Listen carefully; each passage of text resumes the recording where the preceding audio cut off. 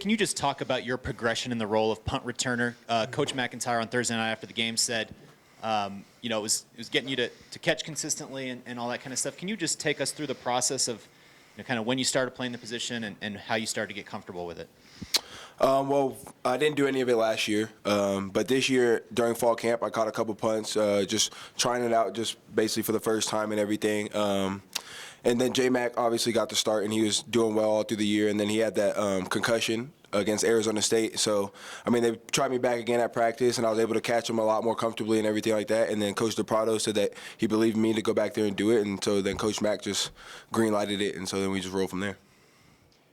Isaiah over here. Yeah. How do you feel this team is dealing with the noise around the program? You guys have always obviously had high expectations within it. Now nationally, there's a different perception of what Colorado is. It appeared to the uninitiated that you guys didn't handle that particularly well the other night. Still won the football game, but didn't handle it as well. Can you give me just a pulse check for where this football team is with that responsibility? Regarding that, I feel like we are handling it well.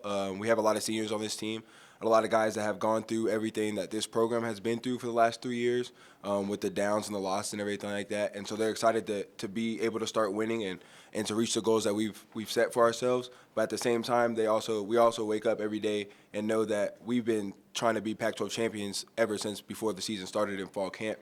And that was before anyone believed that we could be able to do it. Anyone believed that after 9 games of the season that we'd be atop the Pac-12 South and everything like that. And so we know that every day that we come out to practice. So that's how we are able to not get caught up in the noise and all these expectations from other people, because we've already set those for ourselves, and we already have the highest expectations that anyone could set. Isaiah, going into Thursday night, the special teams units this season, it's taken some criticism. So a two-part question: how good did it feel for you and that unit to play a huge role in winning that game? And then secondly, how important do you feel like that unit is going to be in some close games coming up here in your guys' goal games here in November? It's going to be very important, because to win these games that we have left, and hopefully the Pac-12 championship, we're going to need all 3 phases of the game, including special teams. And that's something that Coach McIntyre has talked about us this week, is that we still haven't played a complete Colorado football game in terms of great offense, great defense, and great special teams all inside of one game. We've had great offense some games, we've had great defense some games, and then as you saw at UCLA, we had great special teams in some games. But we've yet to do that all in one, and so that's really what we're looking to do this weekend against University of Arizona, so we can really see where we're at. Hey, Isaiah, two-part question for you. Number one is the decathlon something fun to do in the offseason, and how much does that help you for football? It's definitely something that's fun. Something that I've been doing ever since I pretty much started track, something that my dad did, so that's how I got into it. But, yeah, it's definitely a lot of fun. And in terms of helping for football, I mean, it just makes me a better athlete all around in terms of speed, jumping ability, all of that. So all of that translates over to football. Isaiah? Yep.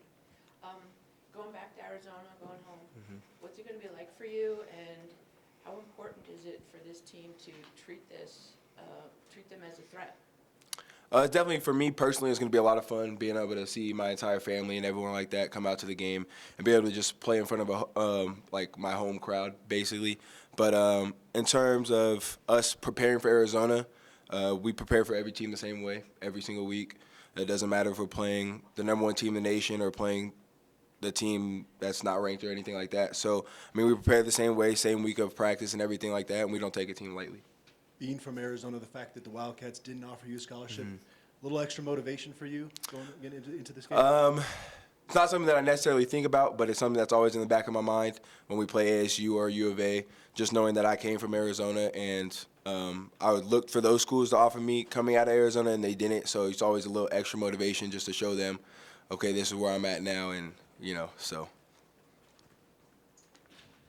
Isaiah, how much are you trying to learn from Cheeto Bay and Tedrick and Akella? Because I don't want to get ahead of ourselves, but next year those guys aren't going to be there, and you're going to be one of the most experienced members of the secondaries. How much are you trying to learn from those guys right now? I mean, I try to learn from them pretty much every single day that we go out on practice, just not only how they play the game of football and what they're looking for on the field, but really just how they handle themselves, how they handle being leaders of the team and being seniors and having everyone look up to them, and having people ask them questions about okay, what scheme is this and how should we attack this play and that play. So I just try to learn how they're able to handle that so that when I get asked those questions next year, I'm able to respond to our younger guys and prepare them for the season. Isaiah, out of curiosity, do you have, guys that playing high school ball right now that maybe you were on their team with, or, people that were in your situation that are maybe looking at colleges coming up to you now and saying, hey, what about CU? What can you tell me about it? Yeah, there's definitely a lot of those people back home from my high school and things like that ask me about CU and how I like it and things like that. But, I mean, I tell them that every decision is basically for them, and everyone's going to have a different take on a different school. So, I mean, once they find one that they like, it's up to them. Isaiah, in your opinion, how much pride does the defense take in the fact that these last 2 games have come on your shoulders? It's something that we take very prideful. We look for that. We want that, actually, at the end of the games. We want the game to be on our shoulders and the game is on our line and everything like that, because we always feel like we're going to be able to measure up to any team in the Pac-12 and win the game. So. Who's got the best hair? On the team, I would say NJ Follow, definitely. I don't know if you guys saw it against UCLA, but he had it braided up and everything. So, I mean, it was pretty cool.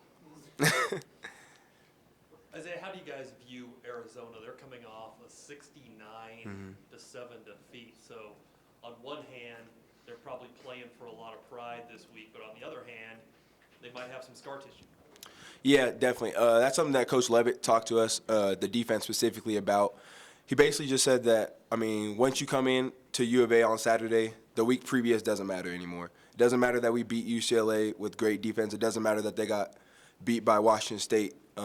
All that matters is those 4 quarters that are ahead of us. So, I mean, we're just preparing that way. We know that they're going to come out with everything they've got just to, like, try to knock us off our high horse and everything like that. So, I mean, we're looking for a great game, and I feel like we're going to be ready for it.